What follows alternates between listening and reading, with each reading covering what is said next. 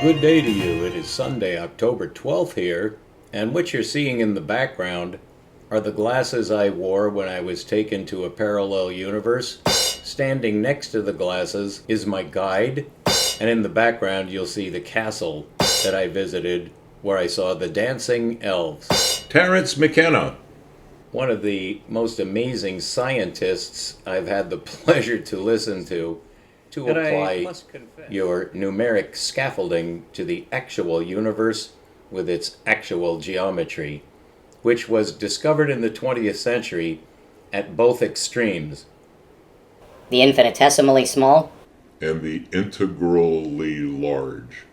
Both of those are aspects of Zeno's paradox, an ancient paradox which has been addressed in many ways, but it's very difficult to say whether it has ever been answered, because the nature of a paradox is exactly that it cannot be answered, which leads to an interesting paradox, because in science we are directed to get answers.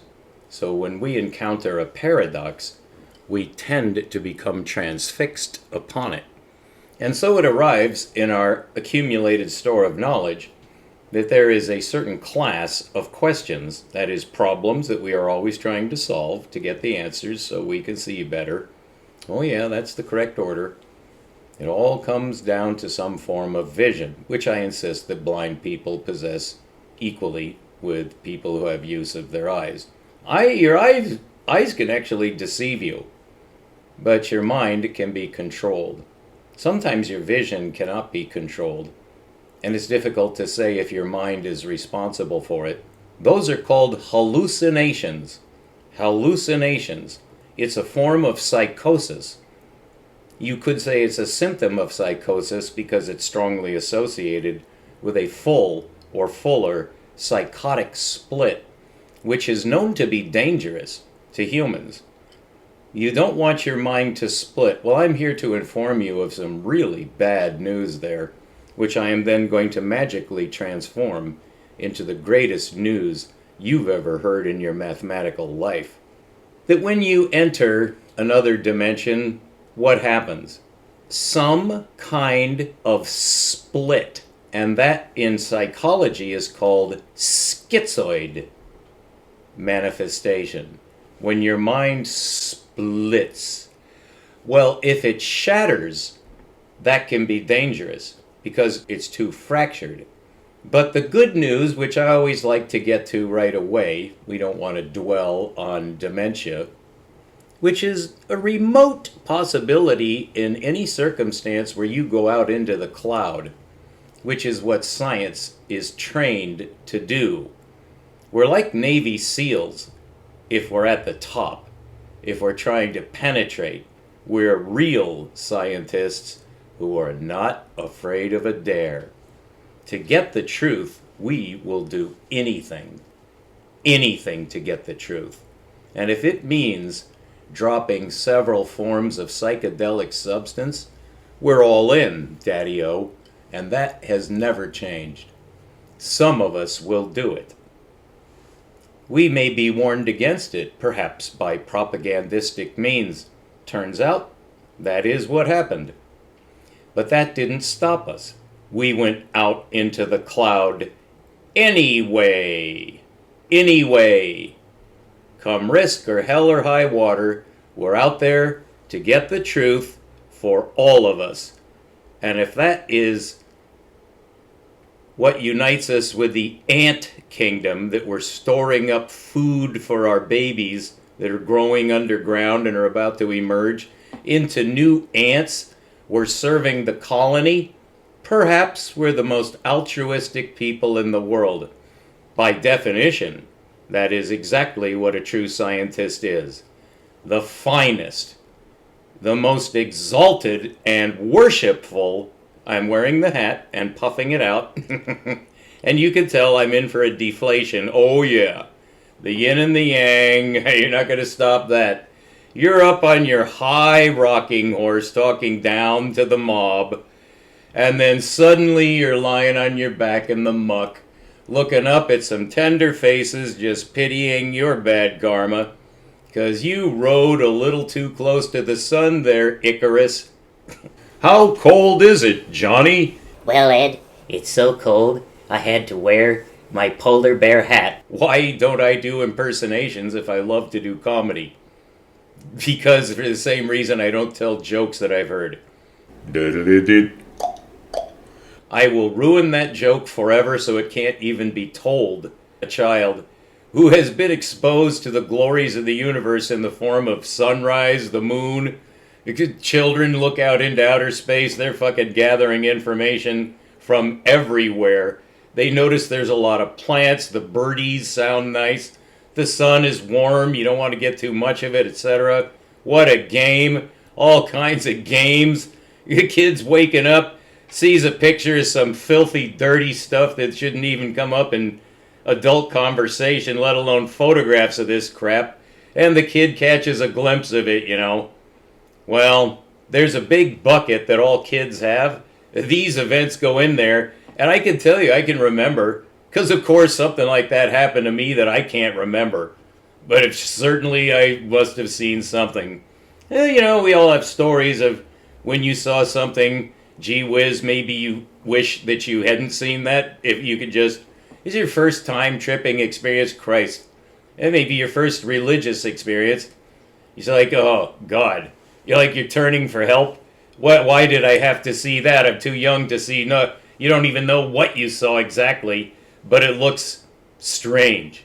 And it could be a dead body in a concentration camp where they're killing somebody systematically in this giant pen. They're starving to death. There's these raids walking around with nothing but ribs for a torso. Their pelvis, you can just see it cranking them along until they just fall face forward and obviously are dead before they hit the mud. You see that, it's like, isn't there some rating system? Aren't the adults in control of this form of communication? You watch Bambi, we're all going to watch Walt Disney. I and my sisters, at the age, I'm just going to guess 10, 8, and 7, were our ages. When we watched Bambi, it's this big religious event. We're watching Walt Disney's Wonderful World of Color, because color TV had just been invented.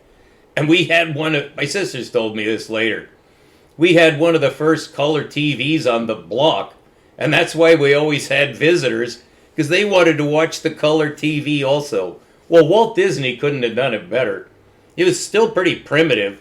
I mean, the peacock colors were transplanted, though, because we had been used to black and white. As very young children, all we saw was black and white. The Three Stooges, black and white. Well, now they could colorize it because you'd prefer to see color. Well, we had this color TV. Well, this is what a psychedelic experience is like. Is you were colorblind. It's one of the best analogies or metaphors, which I'm going to turn into a parable, which is an extended saga of a metaphor that you stretch, like the sheep and the wolves. Oh, you're going to take that to Kingdom Come and just create an entire framework about this, dubious simile. You're comparing one thing to another because I guess it's just too abstract or mysterious to literally say what you mean. No, you have to tell some story. Well, that also is what a psychedelic experience is like. It's commonly reported to the point of unanimity that when you come back from your trip and you're just your cargo area is full to overflowing. You're coming into port with the treasures of the beyond. You've seen stuff, and then you go to explain. You open up the crates for they're waving money on the shore. They're just going to pay you for what's ever in those crates. So you start to describe the contents. You take a look, you pry it open. There's nothing in there. I actually heard a small sermon given on this, that the kingdom of God is like this box that you keep opening and you just find another box. Well, that's called an infinite regression. And it baffles scientists right down to the mathematical meat. Is like you encounter an infinite regression. Well, it's infinite. So you have an infinite number of steps to complete your operation. Well, I think you can see you're probably not going to reach your goal. That's called Zeno's paradox, and it perfectly describes the difference between the two number systems that I was able to distinguish one from the other, thereby making the greatest discovery in the history of sacred geometry, the discovery of the true geometry of the universe. I got it. That is the Holy Grail. That led to the metaphor of the Gordian knot, that whoever was going to control Asia had to approach this knot and untie it. Well, it's a metaphor, so you gotta be like Einstein. Well, just imagine you can see light travel and bounce off of mirrors in high-speed trains. Okay, Albert, let's go. You'll never understand it unless you do these Gedanken experimenten. Well, that also is the psychedelic experience. People are curious when you come back. You're like glowing, like your face is like this abnormal white and light is coming out of your eyes. That's how Enoch described through the father of Noah, Lamech, described to Enoch, who wrote it down, and I have his book, and everyone does now, this book about the birth of Noah. His father was actually afraid, because this does not look like a human child. When the baby opened his eyes, the room filled with light. I'm going, wow, that sounds like something Muhammad the Prophet would report on his night ride to Jerusalem, or Medina, or both. I haven't looked into that, but the Prophet did some psychic traveling, my friend. It's very famous. I mean, real Islam-cultured people who are raised as Islam people, no, they know this story. For them, it's like our story of Christmas. You know, you just believe it because you get candy and presents, so, you know, who cares? It's one of those things you put in that big bucket. Oh, we worship this baby Jesus. My mother put out the manger scene. We're coming up to Christmas. The third Christmas in a row when I've promised I'll have my paper out. So I've just basically just lied to everybody who's ever trusted me. They're waiting, because all you want to hear about is, where is your paper? And I can tell you from traveling in the high country with a backpack and a tent for days on end every year into the high country of the Sierra Nevada, the Range of Light, John Muir's beloved sacred Range of Light, white granite rising up from the Utah plain called the Colorado Plateau. Once you get past the basin and range of Nevada, you're on the Colorado Plateau. We've spent a lot of time there recently in the Valley of the Gods, which is essentially named by the Navajo, who dwelt right there at the center of Turtle Island, where I was born. And I was born on the Great Plain that sweeps across the rest of the United States all the way to the Appalachians, which is just this gigantic, most enormous plain on Earth. You know, it puts the outback of Australia almost to shame, but that's another story. More strange geology out in the Adelaide wilderness. What they call the outback is just a giant desert. Australia is just a giant desert island with a few enclaves on the tender Pacific coast, but they're just clinging to existence. You go inland, you're going to break the axle of your truck. Whatever you're doing to get out to, you know, their version of Navajo Mountain, where we visited to check out Navajo Mountain, one of the most sacred mountains in the Navajo Nation, which is arguably the most sacred nation. But, you know, there's other tribes with their own sacred, and they're equally sacred, because they're each localized in another part of Turtle Island, or whatever is here, North America, which I've been studying geologically. Why? Because of the transmission that I've been studying of the prophecies of Hanok. Depend on the flood, which was prophesied by Enoch. It was prophesied by Noah, too, and it's in that book that both men prophesied the flood. They were told there was going to be a flood. And that's recorded in Genesis. So we do have a concurrence of testimony.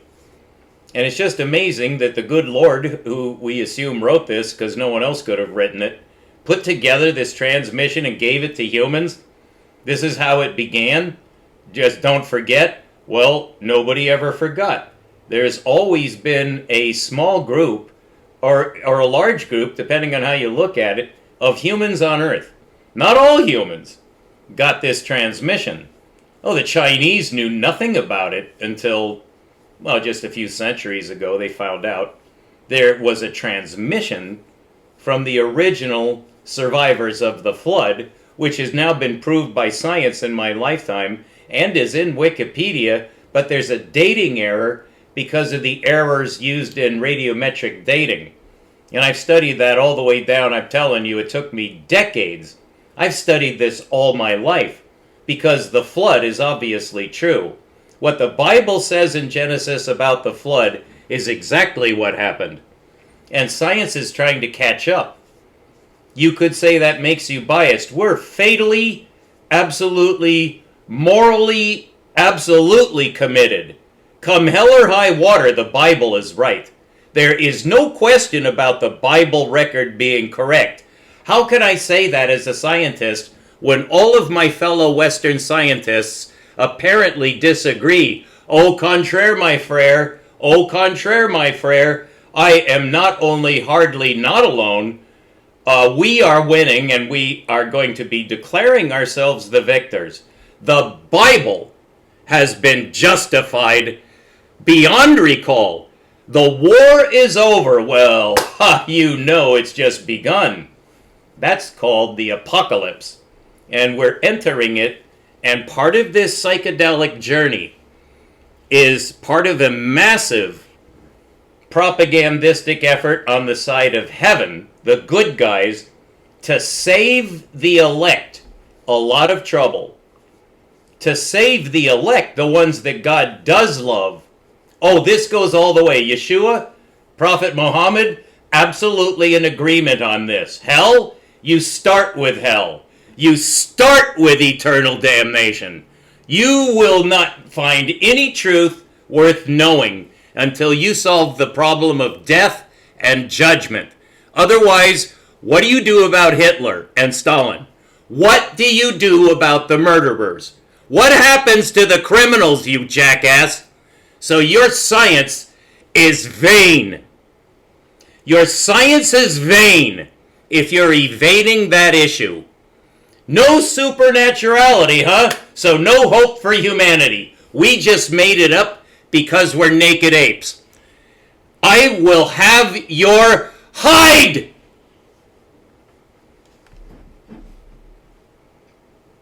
To help you.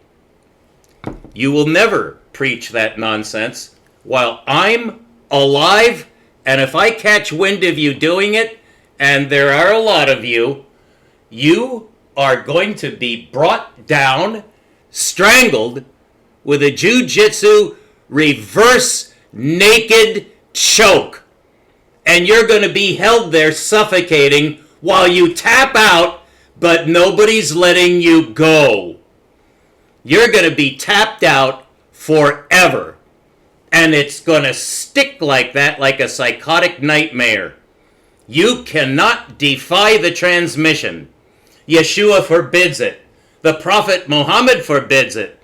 You speak a word against the transmission, you're done.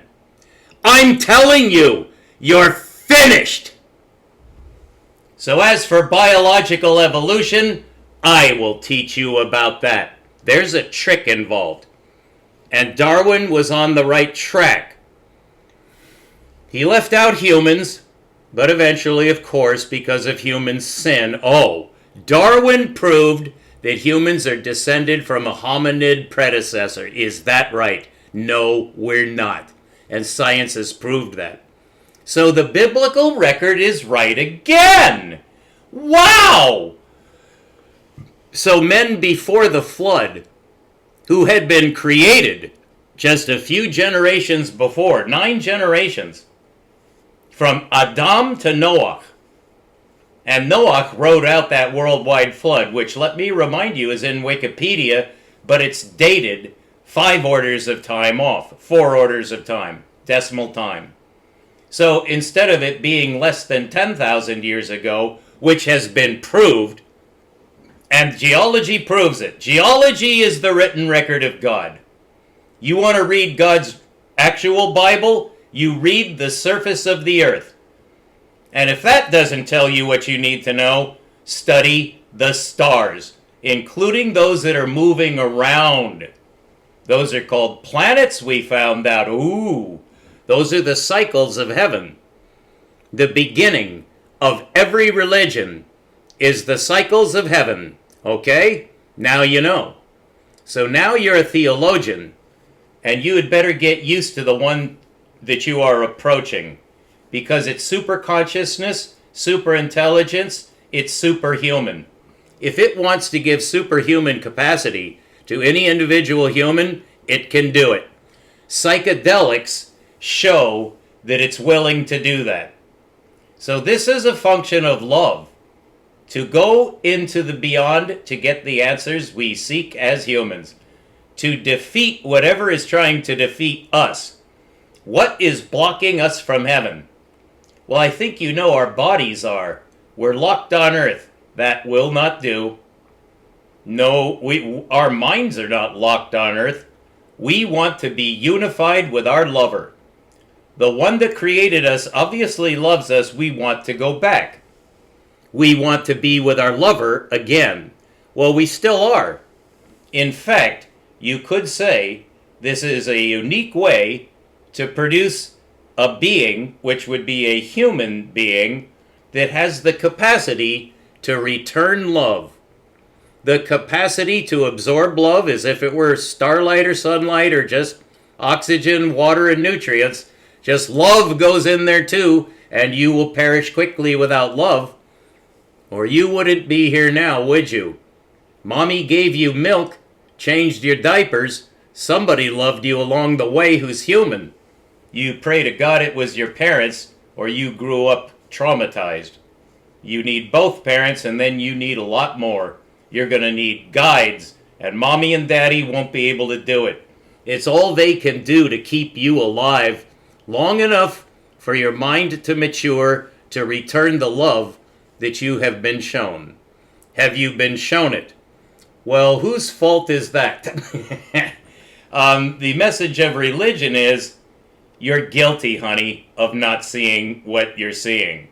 So we're not here to hurt you, but we are here to warn you, you had better wake up soon. Yes, you are loved, and yes, you have a responsibility, which is non-legal. Nobody can force you into it. You simply have to respond spontaneously. How do you do that? Psychedelics can help. So many men have reported this, and I have my scientific misgivings. I'm from a generation that I heard the other side of the story a lot more clearly than you have, and the danger was overemphasized. There's not that much danger. I think properly controlled and administered with a proper guide, you are going to have a good experience. There's no way around the goodness of the experience. Is there a possibility of a bummer? I would say no, given what I just said. Without the guide, without the structure, without the preparation, without the foreknowledge, it's a little bit of a roll of the dice. But what people report who have not had proper guidance, which was most of the pioneers, they just did it. This is something instinctive. It's like, I can go through the portal. I can go down Alice's rabbit hole. That's enough. Where do I sign up for the sugar cube? Fuck yeah. For whatever reason, but I was one of them. The age of 17, I dropped. Orange Sunshine, quite a powerful dose. Certainly sufficient. I believe, but I can't swear. I shouldn't even say. Well, you know, it's measured in micrograms. I'm not going to venture, but Orange Sunshine, you can actually look that up online. What's the standard dose? It could vary. Actually, don't know. But I knew that it was reputable because I had prepared. I had prepared for months. In my junior year in high school, I was studying LSD. I learned of it from Tom Wolfe's book, The Electric Kool-Aid Acid Test, which is certainly an excellent introduction to LSD because these guys are hilarious. I mean, Ken Kesey is one of the greatest authors that ever came from the West Coast. Ken Kesey's Sometimes a Great Notion.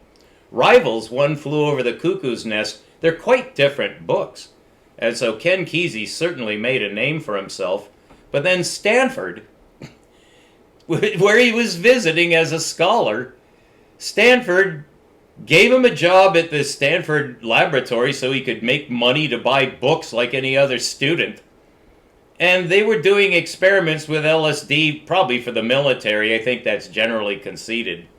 For medicine, oh sure. No, the spooks were in on that because the Soviets were dealing with psychedelics to make some secret weapon of parapsychics. Oh my God.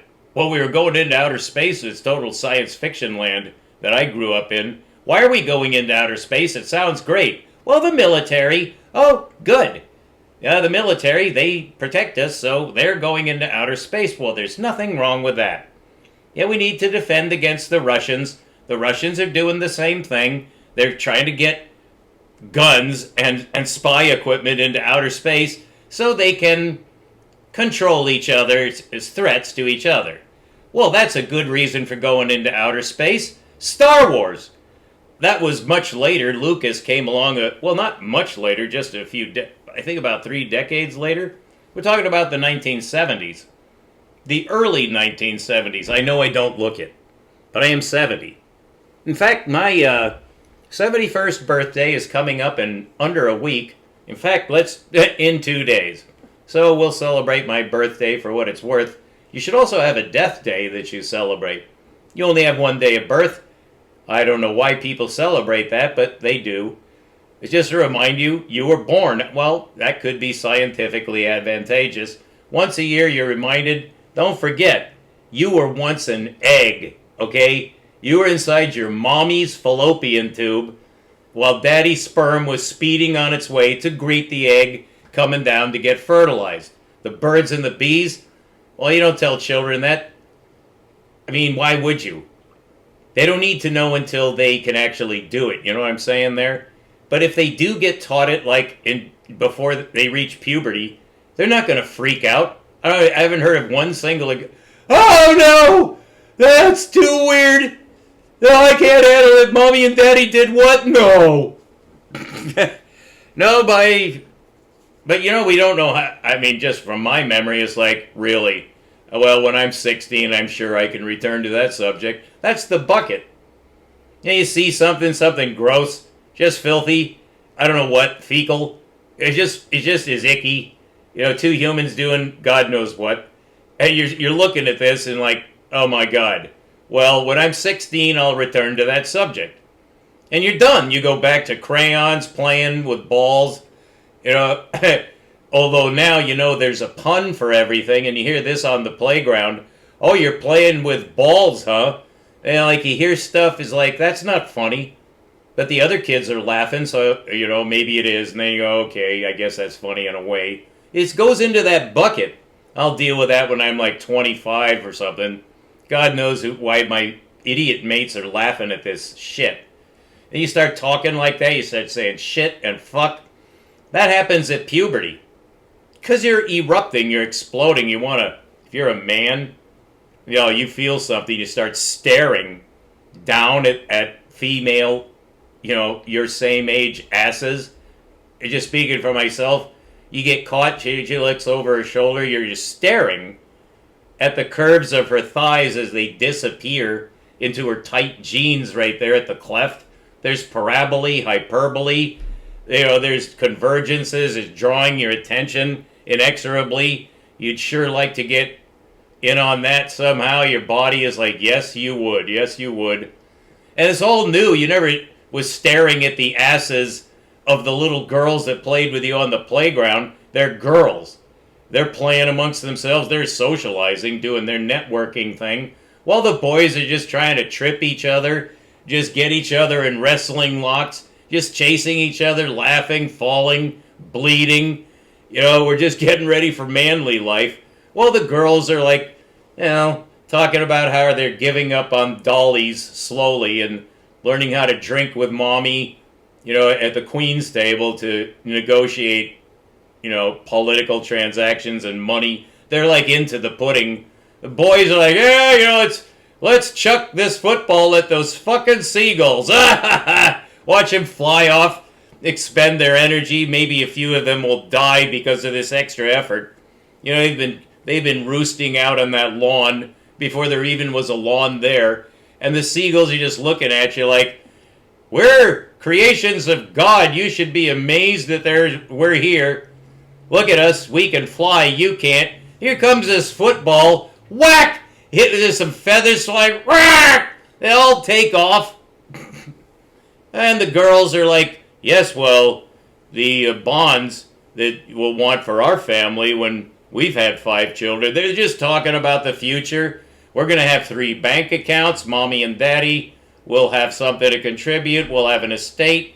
The children will be raised in royal splendor to become the greatest scientists of Europe. And, it's time to go back in. Ring! Recess is over. Back to learning calculus. Go back into the classroom and get into that 10,000-page book in .8 typeface with equations just scrawled like cuneiform over every time you open this book, your body just despairs. You're like, fuck! You read page 1, it's like, well, you're not going to understand it because we don't understand it either. But after 16 years, you'll be filthy rich. So get to work. Fuck! So as for my psychedelic experience, I guess you can imagine that I was involved in quite a few issues at the age of 17, which is the age at which you go off to war to get shot or otherwise maimed or killed in some foreign land, which could be just the border where you're being invaded if you're in Ukraine, or, Palestine or anywhere else in the world throughout history. Oh, there's some invader. There's some war. Oh, we're fighting a civil war? That's the worst. No, we're fighting. So if you learn your calculus, you know how to write, you can stand up, ride a bicycle, ride a motorcycle, whatever you can do now. Have you met your creator? Are you satisfied that your death will be pleasant? No. No, they send you off to the priest. Well, you need the sacrament. You need to bend over. And we'll be right behind you as you bend over lighting those candles, and then you'll be saved with this baptism. And then you're traumatized by the bishop or whoever it is. The Protestant pastor is out of his gourd. Well, there were tribes in North America that fought according to the ancient myth of the dragon just fighting. And so that is the Latter-day Saints. We're the Utah Mormons who believe in Joseph Smith and his conveniently lost gold plates from heaven. That's a perfectly American enterprise. Let's take over Utah. Let's run from the United States government, go out west, and form our own fucking country. That almost happened. Those goddamn LDS people, we have a new gospel of Jesus Christ that has to do with North America, with ideas invented by a crazy man from Kansas. Just Joseph Smith got gold plates from heaven. Well, that man didn't even take psychedelics. So you can't blame that on mushrooms or LSD or anything else. He got it from some supernatural agency that wants to drown out the truth. So that's Jesus Christ. Come to the Mormons because we're nice. Wow, man. No wonder people hate religion. Well, psychedelicism is a religion. It's the religion of many tribes on Earth. And it's a strange religion, in all cases, because it's psychedelic. Which means what? It means you took chemicals to expand your mind. Well, what happens when you expand your mind is what a scientist would ask. Well, I had to do an experiment. Ken Kesey dropped it. He dropped it at Stanford. How could it be safer? They did nothing but party. They went to La Honda, one of my favorite. There's redwoods there. They went up. It's right next to Stanford in the redwood forest, overlooking the Pacific Ocean, which is where I chose to drop my experimental pharmaceutical, LSD 25, delta lysergic acid diethylamide tartrate. And I actually knew a guy who knew how to make it, a guy named Owlsley, who's in the electric Kool-Aid acid test. He's out of Berkeley. The guy knows everything there is to know about organic molecules that can be manufactured from sand. Essentially, it's alchemy. Just grind up these powders and blah, blah, blah, blah, blah. You know, you do shit, and then you got this precursor to LSD. It's like LS or L. And then you just do something to it further. It structuralifies. You know, you tartrate it out, and you just get this powder. You put it into liquid form and drop it in sugar cubes and wrap it in paisley, gum wrapper paper, and is handed out to hippies who are like, fuck yeah! Well, another universe? Oh, yeah, baby! And we gulped it down. Well, many of those were pioneers, and a few of them tried to fly off a roof, I guess. You hear these stories, they're propaganda, of course. Maybe it happened, who cares? There's a march of lemmings. We're all innocent. We're just trying to get, to the happy hunting ground. And several of us just decide, well, there's a cliff. And the rest just follow and just, down into the fjord. The lemmings just dive off because they're psychedelicized and can't reason correctly. So they all kill themselves. Well, that's more associated with religious tyranny, isn't it?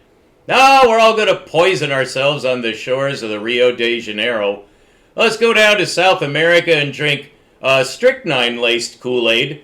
To interfere with the natural process in America of coming to grips with this wonder drug that gave men supernatural insight and was forming this movement, and the hippies were all ready for this.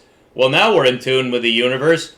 We're just going to become one with the land and just grow vegetables and pot. We're going to grow marijuana to sustain our lives. You're just going to grow corn and maize and beans and just live on the land and fuck the mosquitoes. We're natural. We're primitive. We're going to take LSD, which comes from the depths of the vaults of modern chemistry. Just grind, tartrate, just fizz. And then here's a pill. Gulp.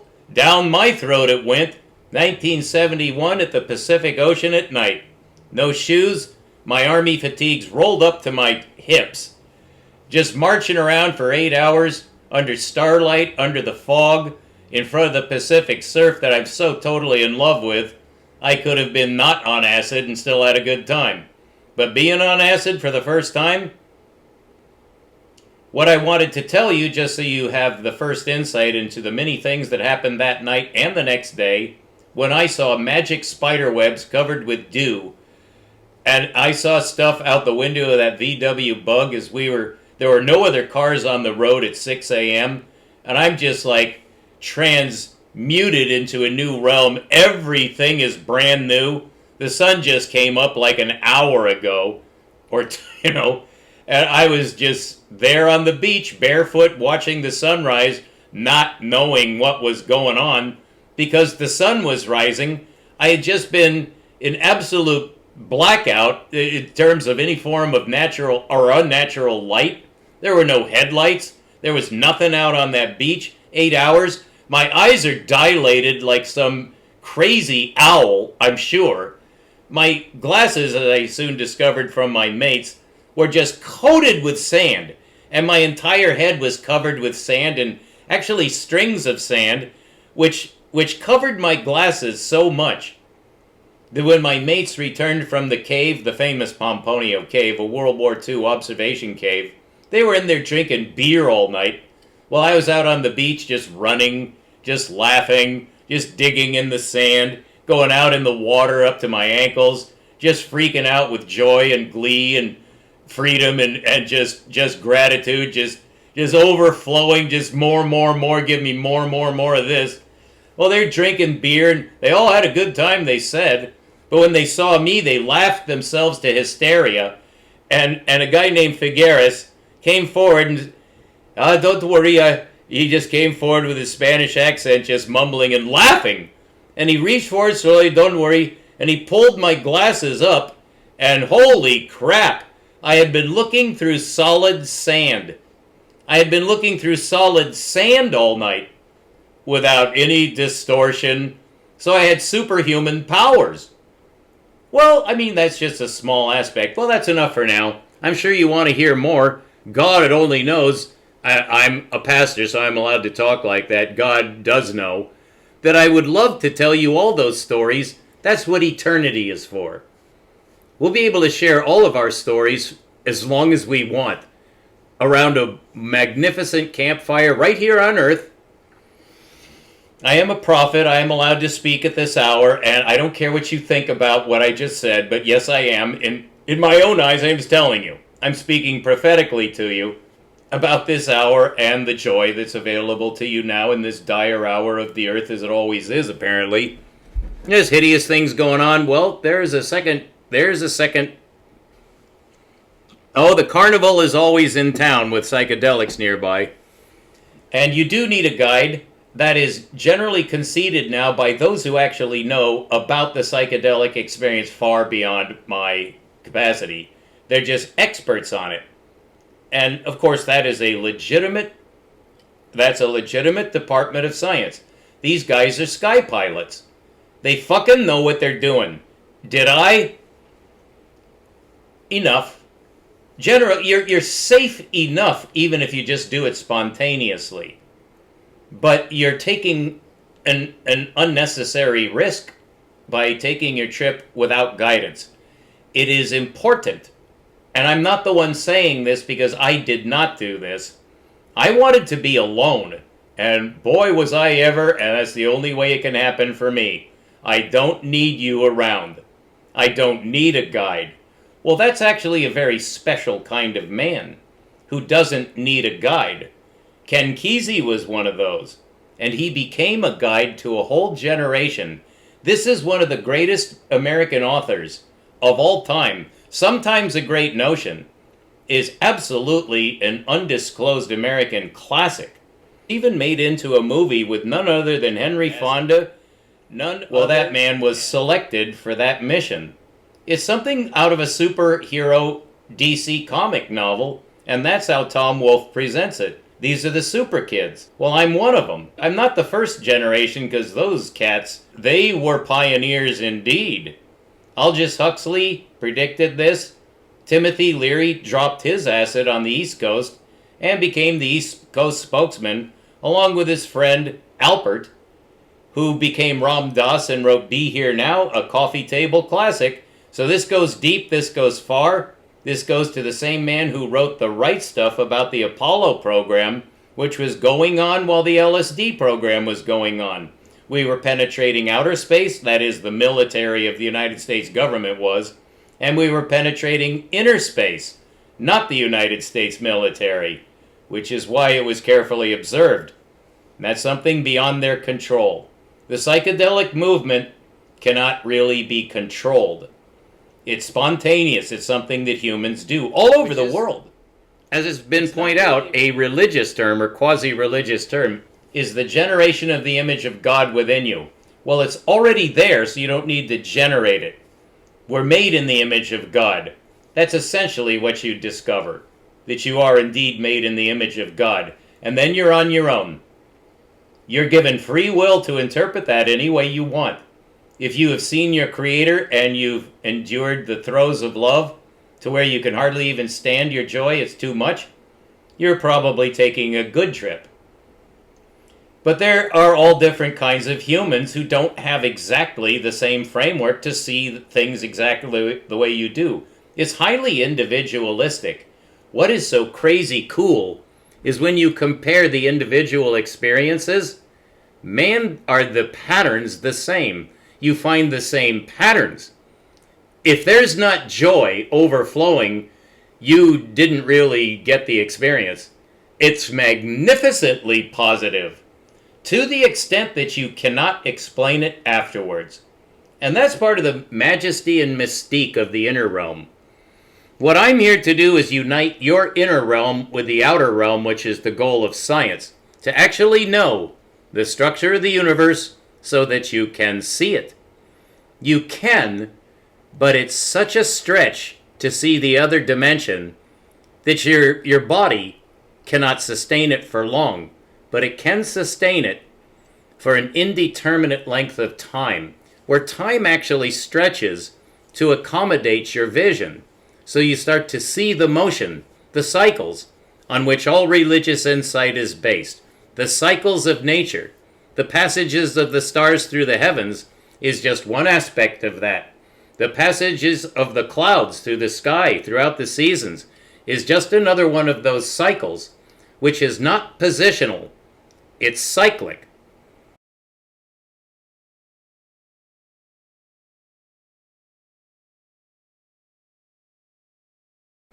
And that's the basis of the revealed religion to man scientifically. It begins with cycles. That is the topic on which I've become something of a master. So I am a guide now, but it's quite specific, and I must inform you to begin with. I have a most unusual angle on psychedelicism. It is strictly mathematical, and so we do have to begin with numbers. In order to translate numbers to geometry correctly, which I discovered how to do, so that it applies to physics with a mathematical, that is, calculable basis, you must have computable numbers to describe your geometry. That's what I discovered. It's called the binary number system. It's well known, but it's not well appreciated. It does explain the construction of C, the symbol for the constant light speed, which is not a linear number. It's what I discovered it is. Light speed. I discovered it. You're going to understand light speed, and you're going to be able to conjugate the two reciprocal infinities that give you a finite universe, so you can use your rational mind to directly perceive reality. But you can't do it long because of centrifugal force. It's virtual centrifugal force, because you're trying to expand your mind to the limit of time speed. Time has a speed, you could easily say so. And its speed is what we cannot ever catch up with. That's the constancy of light speed. It's that which is a limit that embraces all reality. So it's a structured concept. That's what I learned, is how to calculate that. So you can approximate it in your vision sequence when you're in touch with your beloved. When you get in touch with your source, you're not going to care about the mathematics. You're not going to care about the geometry. It's what you're directly perceiving when you're in the other realm. When you're in the other dimensional perspective, you will feel something that's overwhelming love. It's overwhelming love. And that's the definition of God.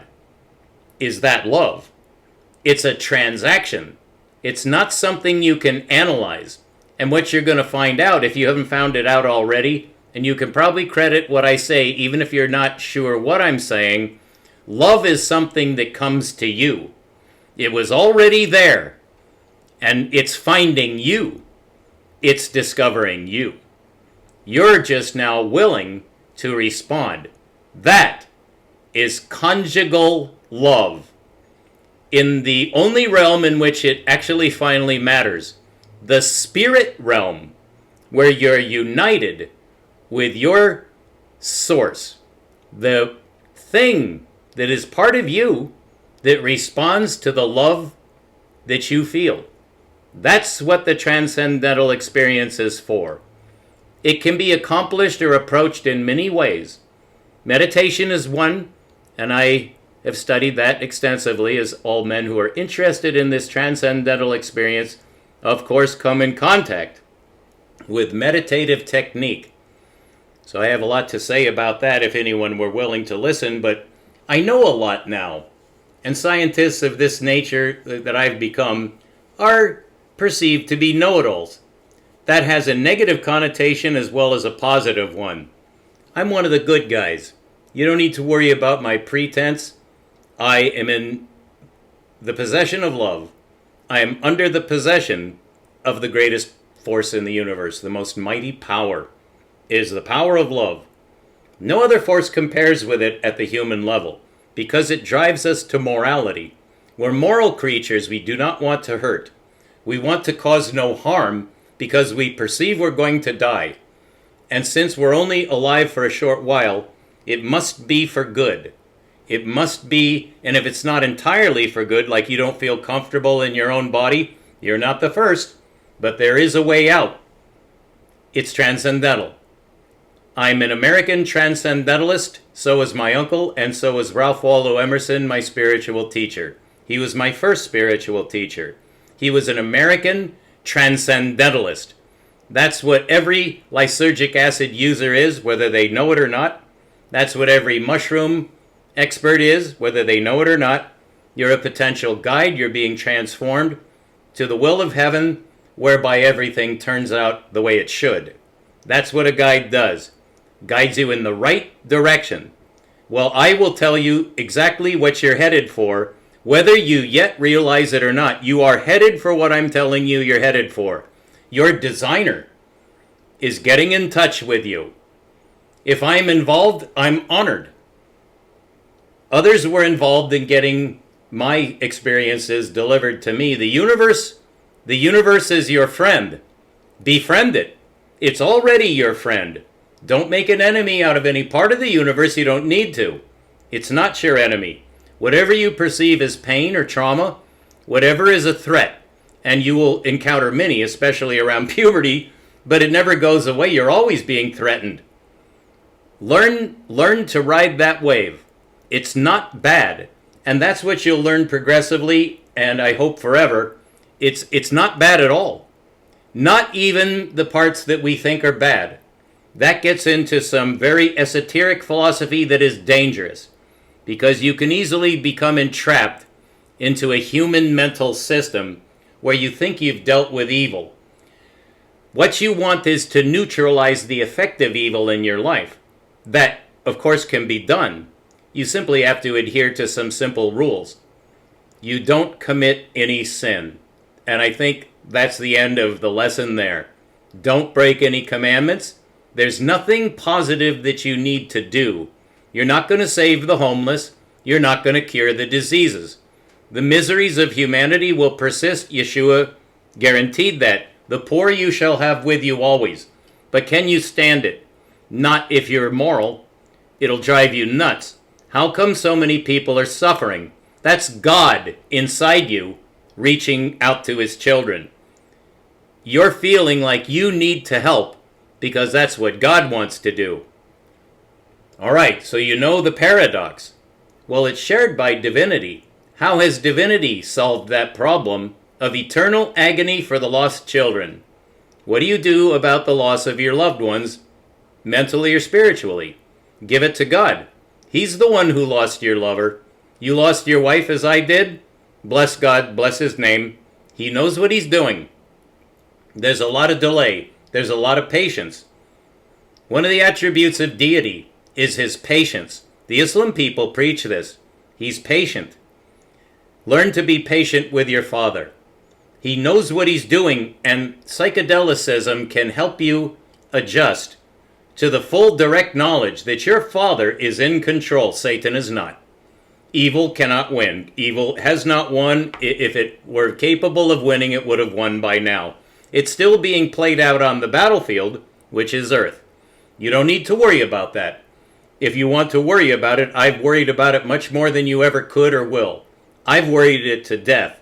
It's insoluble, but if you want to know, you can. What's going on in the world? It's not something you would really choose to know, but if you want to know the truth, you need a guide to geopolitics. I think it's not a pleasant story. It makes me cry virtually constantly. What's going on in this world? That's not me feeling that. It is me feeling it, but it's not the source of the feeling. That's coming from my Father, who is very angry. And the Prophet Muhammad does not hide this. Your kind, loving God is furious. He's jealous for his love. He loves humans. Well, what the hell is going on down here to destroy his children so horribly? You think he doesn't know? Let me ask you this. Do you think there's no plan to get around it? Do you think there's no solution? Well, you can join the Western atheists who claim we're from monkeys and the universe is expanding. You're going to hell. And I'm required to say that. If you don't listen to me, personally, if you're in that condition where you believe humans are from monkeys, or the universe is expanding, or that there was no flood, or the flood was hundreds of millions of years ago, you're lost. Whatever that means, you're not on the path. You're certainly not on the way of heaven. Well, I'm here to get you onto the way of heaven. I would not choose to do that for you because you hate hearing that. I'm not the one reaching out to you. Your Father is. Okay? So that's who I am. I'm your guide. Back to your source. If you don't accept me, that's called free will. Bye-bye, sucker. But that's why I'm here, and I won't be here much longer. So I'll tell you about my psychedelic experience, all right? So that you know what you're doing. You're doing something holy. But it's only a tool. Don't worship it. Don't make a religion out of it. Make a religion out of reality. The love that engendered you, that wants you back, is jealous for you and hates your enemies. Hates your enemies, and will roast them in eternal hellfire. Whoever violates your moral desires, thwarts you in any way in getting to heaven, they will be knocked out of your way. It's just a matter of time. Love will draw you. Don't resist. This is Anagalactic. Keep looking up. We have a quarter moon waning. Getting towards the new moon. The holiest time in every religion is the new moon. Why? You can see to eternity.